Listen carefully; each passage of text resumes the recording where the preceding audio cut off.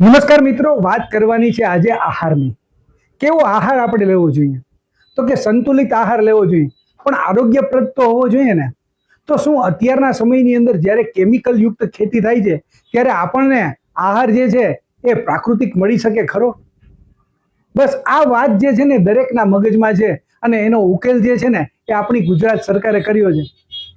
માનનીય ગવર્નર શ્રી આચાર્ય દેવવ્રતજીએ લોકોને પ્રાકૃતિક ખેતી તરફ વાળ્યા. ખાસ ખેડૂતોને ટ્રેનિંગો આપી. આત્મા પ્રોજેક્ટ હોય, ખેતીવાડી ખાતું હોય, કૃષિ યુનિવર્સિટી હોય, અને આમની અંદર ટ્રેનિંગ પામેલા ખેડૂતો જે છે એ પણ એમની અંદર ટ્રેનિંગ આપે છે. તો આજે પ્રાકૃતિક ખેતી જે છે એ ગુજરાત રાજ્યની અંદર લગભગ 25% કરતા પણ ખેડૂતો કરવા માંડ્યા છે. અને એમને હિસાબે માનનીય ગવર્નર શ્રી જે છે એ ગુજરાતની સાથે સાથે બીજા બધા રાજ્યોમાં પ્રાકૃતિક ખેતી તરફ આગળ વધ્યા છે. એટલે આપણું ગુજરાત રાજ્ય છે ને એ પ્રાકૃતિક ખેતીમાં રોલ મોડલ બનવા જઈ રહ્યું છે. રોલ મોડલ બનશે તો ખરું મિત્રો, પણ આ નામ માત્રથી આપણે નથી જોતું.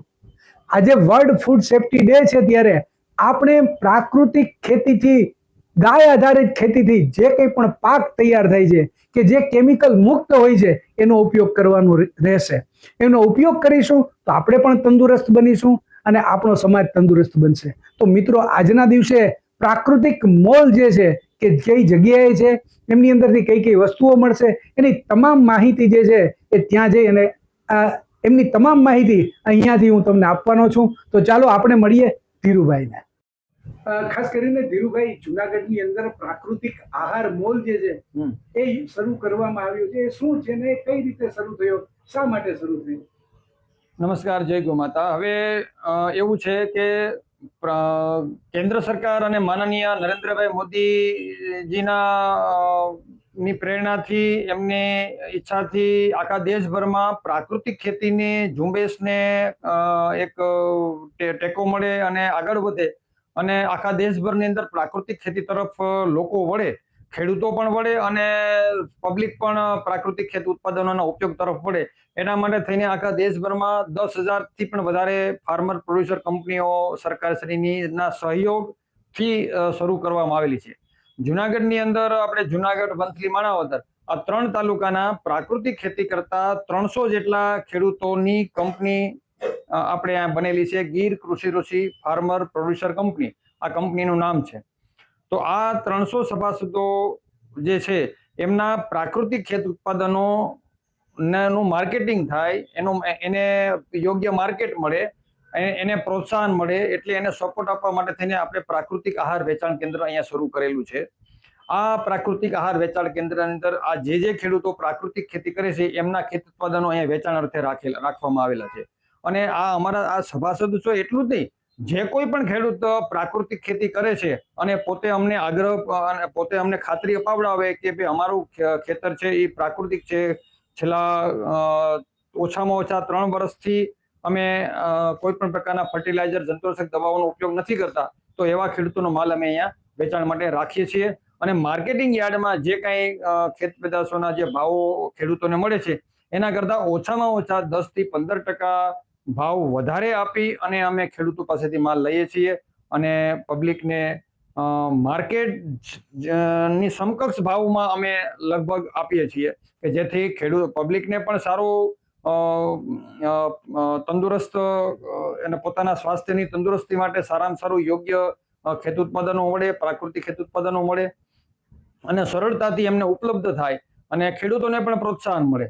તો આ બંનેને જોડતી કડી બની રહીએ એવો અમારો આગ્રહ છે, અને એના માટે આ પ્રાકૃતિક આહાર વેચાણ કેન્દ્ર શરૂ કરેલું છે. ખાસ કરીને પ્રાકૃતિક આહાર મોલ જે છે એ એમની અંદર કઈ કઈ વસ્તુઓ જે છે એમની વેચાણ જે છે એ અત્યારે કરવામાં આવે? અત્યારે લગભગ તમે આ જોઈ રહ્યો છો, તમને પણ બતાવવામાં આવેલું છે આ કે અહીંયા તમામ પ્રકારના અનાજ, કઠોળ, મસાલા, પંચગવ્ય ઉત્પાદનો, પછી ફૂડ પ્રોસેસિંગ વસ્તુઓ, પછી સિઝનના ફ્રૂટ છે, શાકભાજી છે, પ્રાકૃતિક સિંગ તેલ છે, કોપરેલ તેલ છે, તલનું તેલ છે, મધ છે, પછી અથાણા છે, કાચરી છે, આ બધા જ પ્રકારની વસ્તુઓ છે એ આપણા આ પ્રાકૃતિક આહાર વેચાણ કેન્દ્રમાં રાખેલી છે. બહુ સરસ. ખાસ કરીને જ્યારે આ આટલી બધી ચોકસાઈ સાથે ખેડૂતોનું આ ઉત્પાદન છે અને લોકો સુધી પહોંચતું હોય, ત્યારે જુનાગઢમાં પ્રાકૃતિક ખેતી કરતા ખેડૂતો માટે બીજી કઈ કઈ જગ્યાએથી લોકો ખરીદી કરી શકે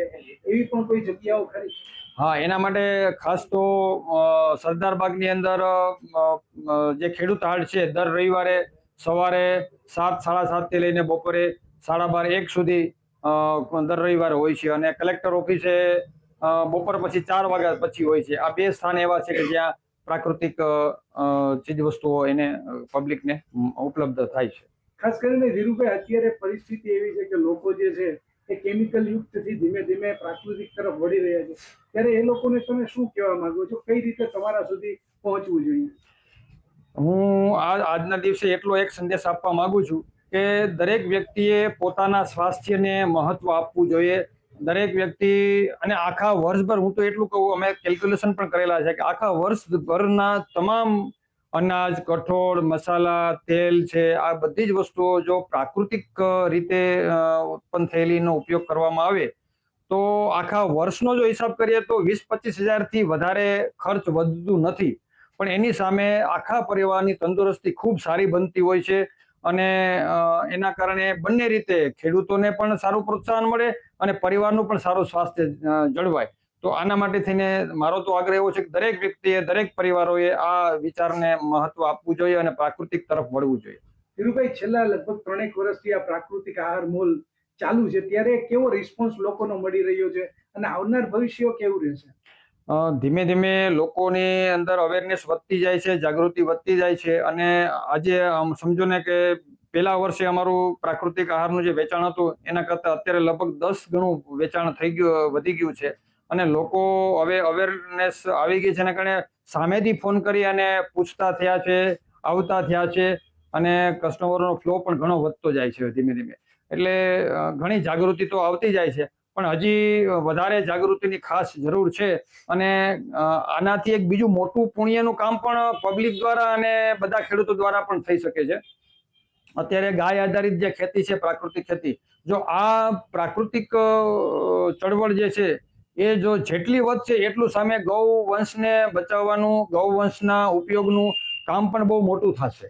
આજે પંચગવ્ય છે, તો એની એક ટૂંકમાં વાત કરતો તો પંચગવ્ય છે એ તમામ પ્રકારની એટલું બધું જબરદસ્ત ઉપયોગી છે કે કોઈ પણ પ્રકારના બીમારીની સારવાર પંચગવ્ય ચિકિત્સા પદ્ધતિ દ્વારા સારવાર થઈ શકે છે. તો ગાયો હશે તો આપણે એ કરી શકશું, અને ગાયો તો જ બચશે કે જો પ્રાકૃતિક ખેતીનું પ્રમાણ વધશે. તો ગૌવંશને બચાવવા માટે પણ પ્રાકૃતિક ખેતી ખૂબ જ જરૂરી છે. નમસ્કાર, મારું નામ સુદિત્રા ઈશાન છે.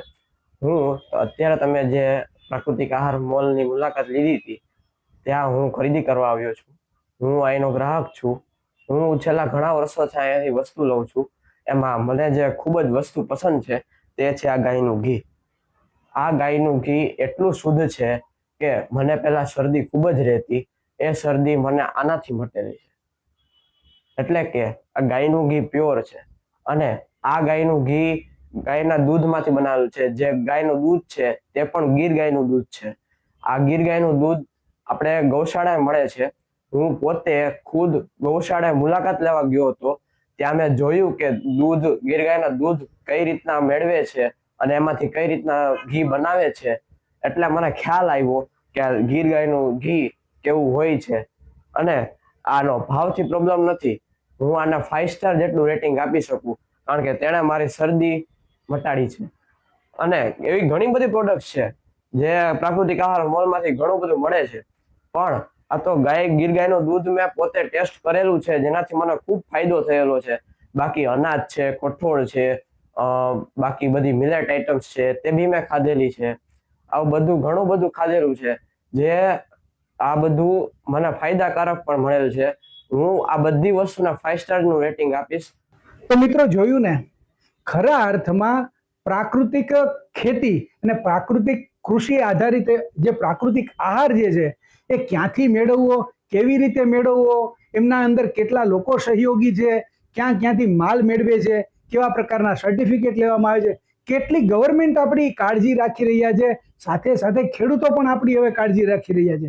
ત્યારે હવે આપણી જવાબદારી બની છે કે આપણે પણ ખેડૂતોની કાળજી લઈએ. 2-5 પૈસા કદાચ વધારે જે છે એ આપણે કોઈ પણ ઉત્પાદનને આપવા પડશે, પરંતુ આપણા સ્વાસ્થ્ય માટે છે.